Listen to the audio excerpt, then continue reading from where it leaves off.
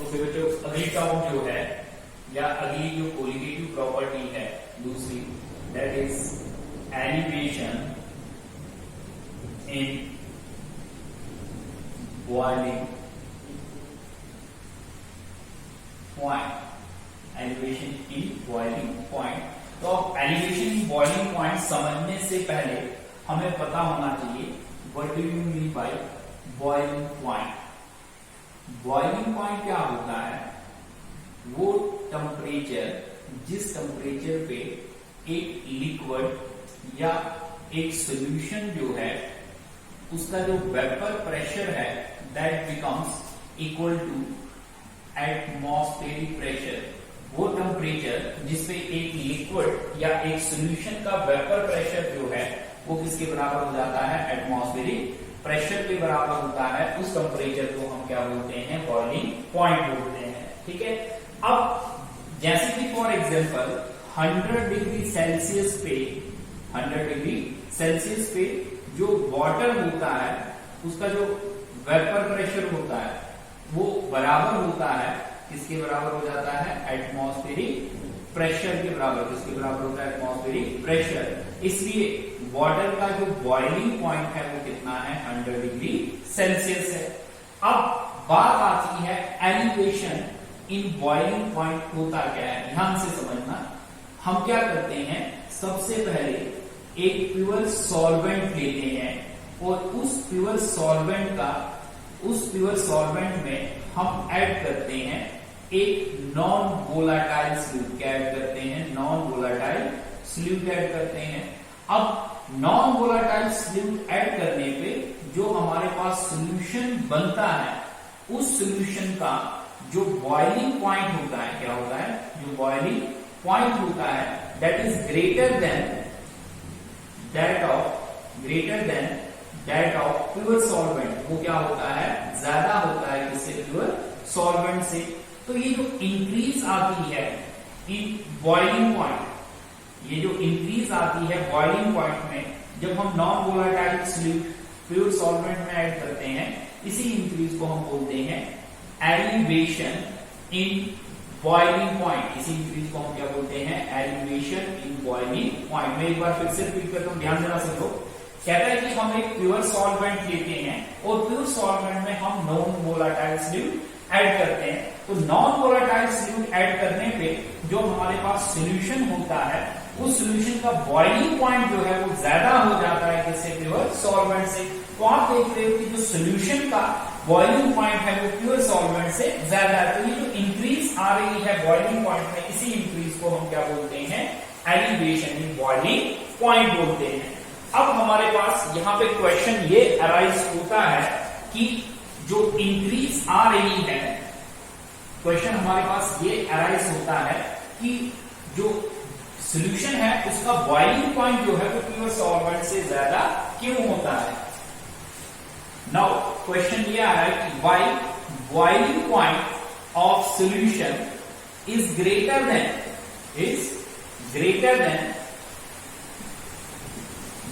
Then that of pure solvent.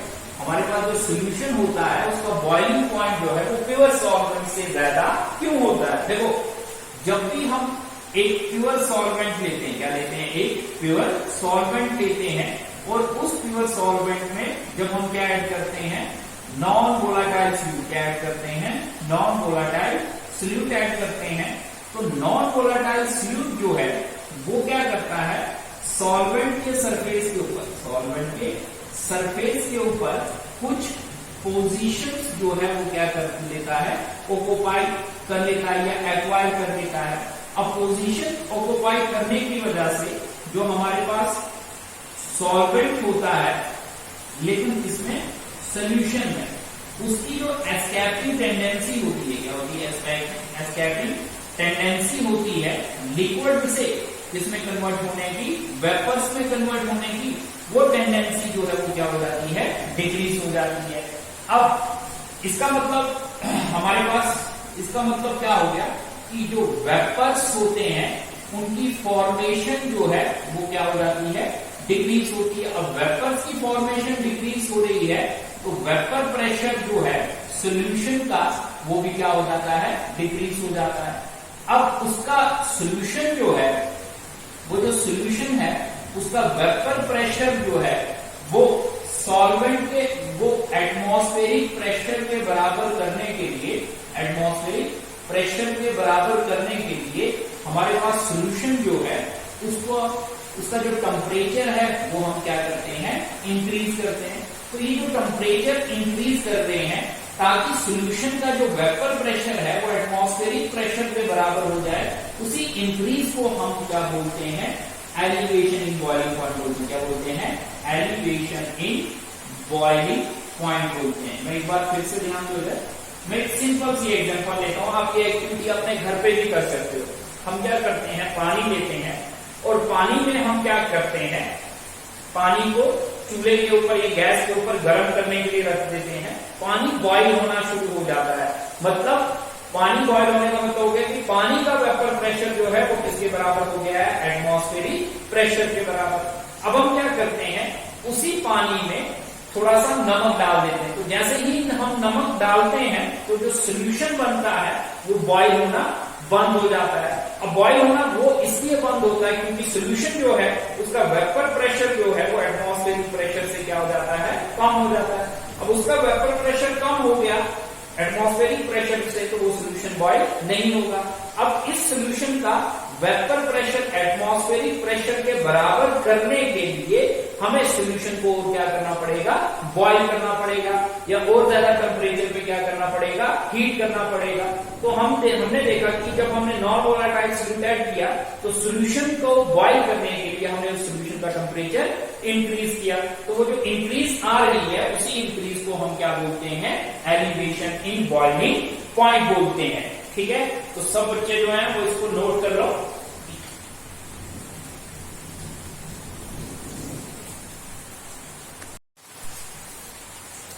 Okay, next है हमारे पास, दैट इज ग्राफिकल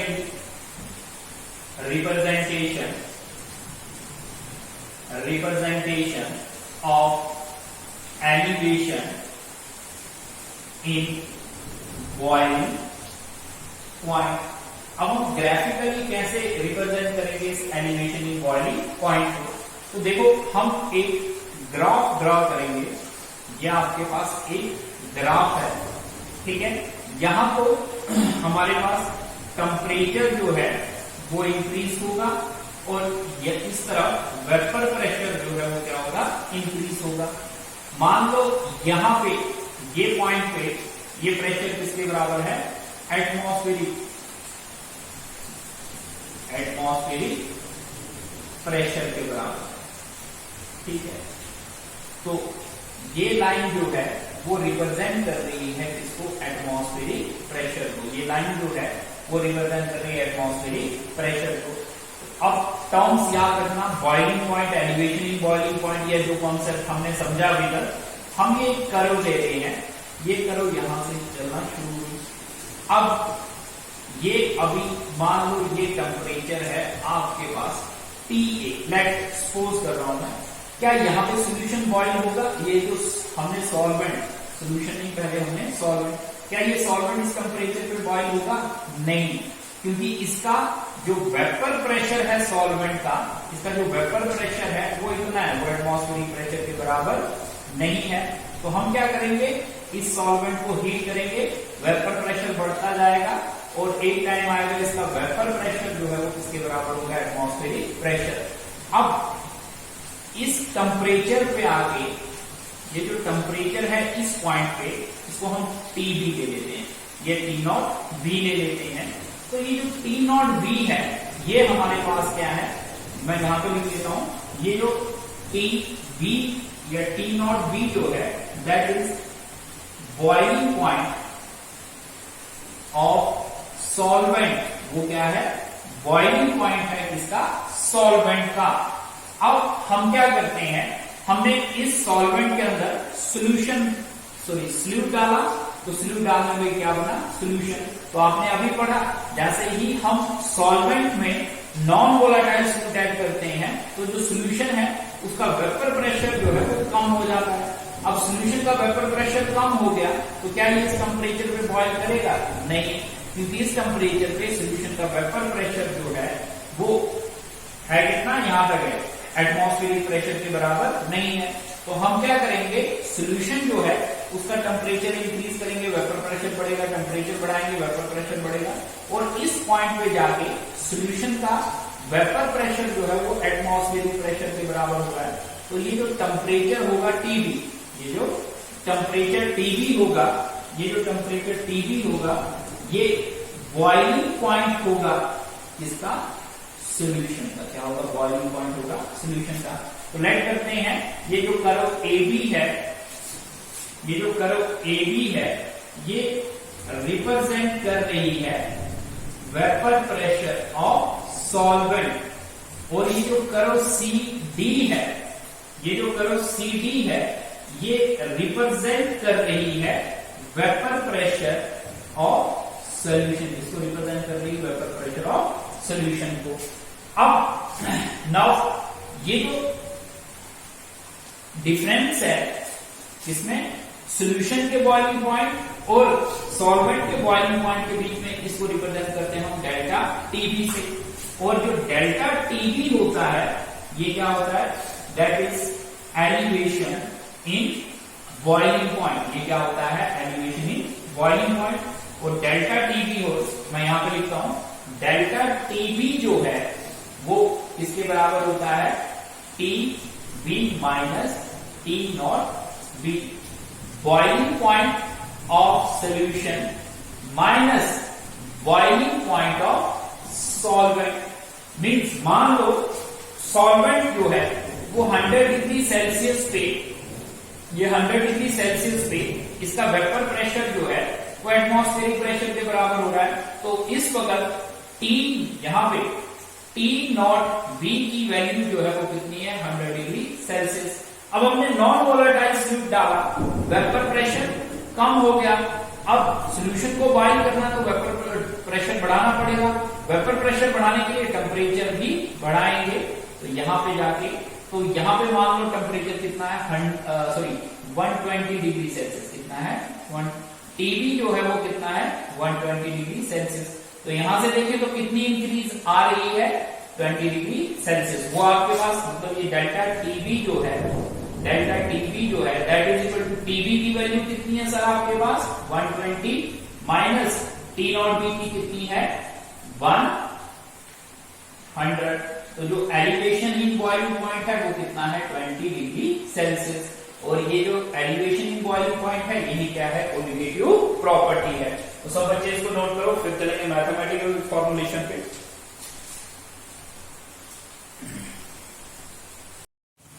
नेक्स्ट जो है दैट इज मैथमेटिकल फॉर्मुलेशन। देखो एक्सपेरिमेंटली ये देखा गया है कि जो डेल्टा टीबी है वो डायरेक्टली प्रोपोर्शन होता है mole fraction of non volatile fluid. मतलब एलिवेशन इन बॉइलिंग पॉइंट जो है वो डायरेक्टली प्रोपोर्शन होता है mole fraction of non volatile fluid. हम जितना ज्यादा नॉन वोलेटाइल फ्लूइड ऐड करेंगे उतनी ही ज्यादा क्या होगी, elevation in boiling point. Now ये हो जाएगा delta TB is equal to, ये हो जाएगा आपके पास K इंटू चाई बी। इसको रखते हैं हम equation first. Now we know that, हमने एक चीज स्टडी की कि चाई बी नंबर ऑफ मोल्स जो हैं वो किसके बराबर होते हैं, that is number of moles में मोल फ्रैक्शंस जो हैं वो किसके बराबर होती हैं, that is number of moles of that component to the total number of moles present in the solution. Now chi B is equal to number of moles किसके बराबर होते हैं, given mass upon molar mass divided by Na के भी क्या आएंगे, या given mass of A upon molar mass of A into Nb जो है that is given mass of B upon molar mass of B। Now in case of dilute solutions, dilute solutions के case में ये जो MB upon capital MB है denominator में, इसको हम क्या करते हैं, नेग्लेक्ट करते हैं। क्या करते हैं, नेग्लेक्ट करते हैं।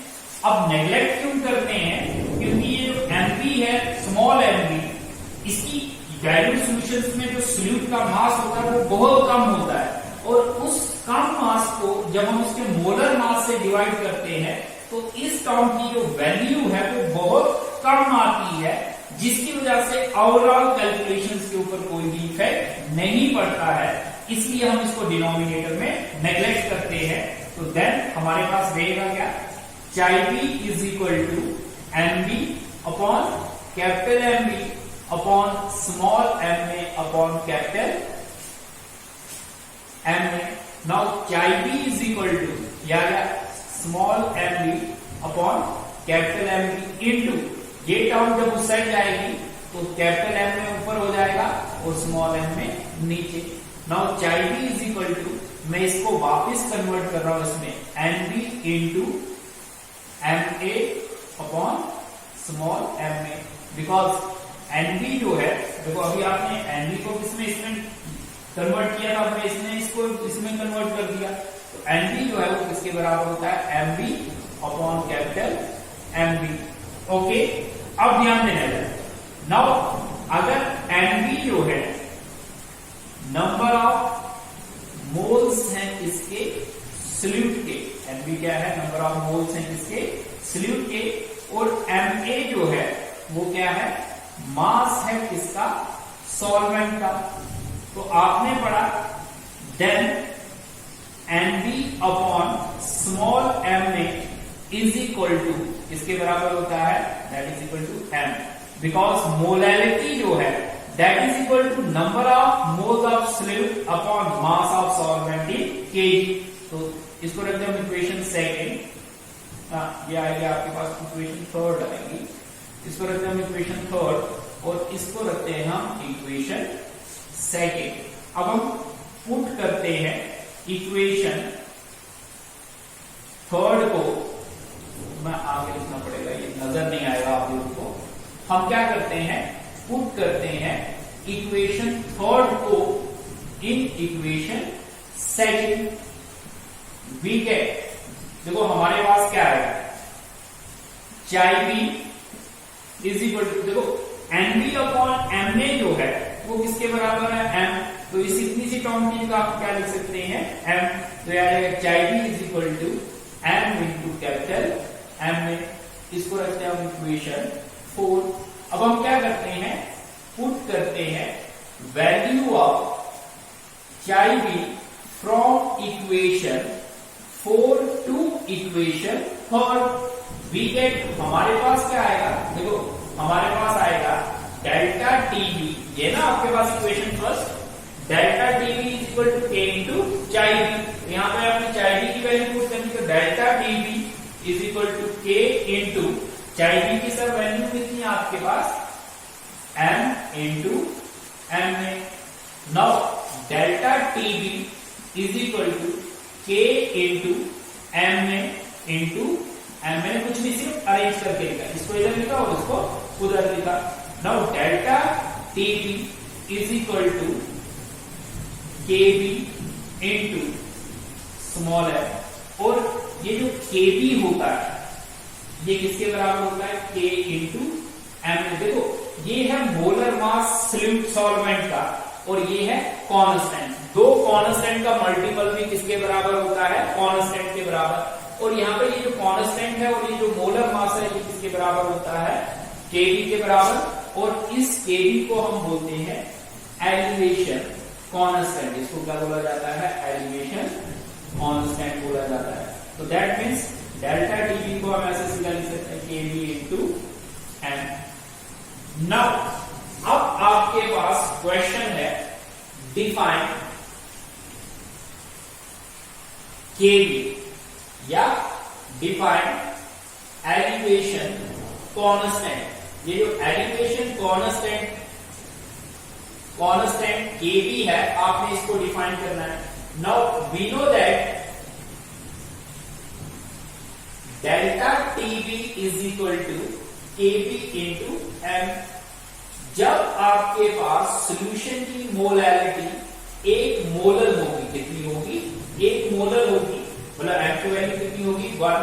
तो then delta TB is equal to KB into M, या हम ऐसे लिख सकते हैं डेल्टा टीबी एम की जगह 1, तो डेल्टा टीबी केबी के बराबर, या केबी जो है वो किसके बराबर होगा? डेल्टा टीबी के बराबर। हम यहां से डिफाइन करते हैं, केबी इज डिफाइंड एज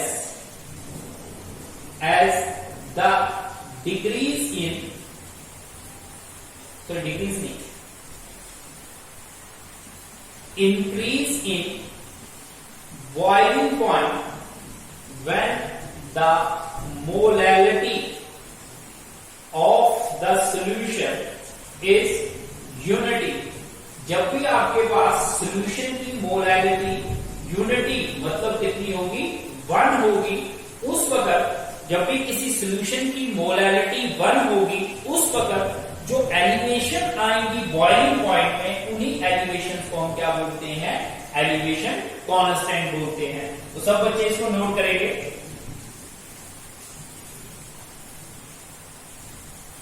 अगला टॉपिक है that is calculation of molecular mass, molecular mass of solute. अब हमने मॉलिक्यूलर मास सॉल्यूट का कैलकुलेट करना है from elevation in boiling point. जो एलिवेशन इन बॉइलिंग पॉइंट है उससे कैसे मॉलिक्यूलर मास कैलकुलेट किया जाएगा सॉल्यूट का, उसका ध्यान देना। देखो हमने ये चीज पढ़ी कि जो हमारे पास डेल्टा टी बी जो है that is equal to K B into M, इसको रखते हैं हम इक्वेशन फर्स्ट। अब आपने पढ़ा जो मोलैरिटी होती है दैट इज इसके बराबर होती है number of moles of solute upon mass of solvent in kgs. Now m is equal to number of moles किसके बराबर होते हैं? Given mass upon molar mass m a in, देखो ज्यादातर ग्राम्स में दिया होता है, लेकिन उस ग्राम्स को केजीस में कन्वर्ट करने के लिए हम किससे डिवाइड करते हैं? उसको 1000 से। तो ये हो जाएगा that is equal to MB upon, आगे लिखते हैं इसको ऐसे करके, ये हो जाएगा m इज इक्वल टू, अब देखो क्या आएगा आपके पास? Small M B upon capital M B, small M B upon capital M B into ये 1000 ऊपर चला जाएगा और ये नीचे इंटू 1000 अपॉन आएगा आपका एम ए इन के। नाउ अब हम क्या करते हैं? इसको रखते हैं इक्वेशन सेकंड। अब हम पुट करते हैं value of M from equation second to third we get, देखो हमारे पास क्या आएगा? Delta T B is equal to, क्या आ गया आपके पास? के बी इंटू एम की वैल्यू कितनी है? M B into 1000 upon capital M B into M A in K G. अब ये जो स्मॉल एम बी है दैट इज मोलर मास या मॉलिक्यूलर मास है किसका? सॉल्यूट का। और हमें ये कैलकुलेट करना है, तो इसको हम यहां से इस साइड ले आएंगे, तो ये हो जाएगा M B is equal to K B into M B into 1000 upon, देखो M A in K G already यहां पे है, ये टर्म यहां से इस साइड आ जाएगी तो किसमें आ जाएगी? Divide by delta is equal to delta TB. तो इस इक्वेशन की हेल्प से हम एलिवेशन इन बॉइलिंग पॉइंट से क्या कैलकुलेट कर सकते हैं? Molecular mass of solute. तो सब बच्चे इसको नोट कर लो।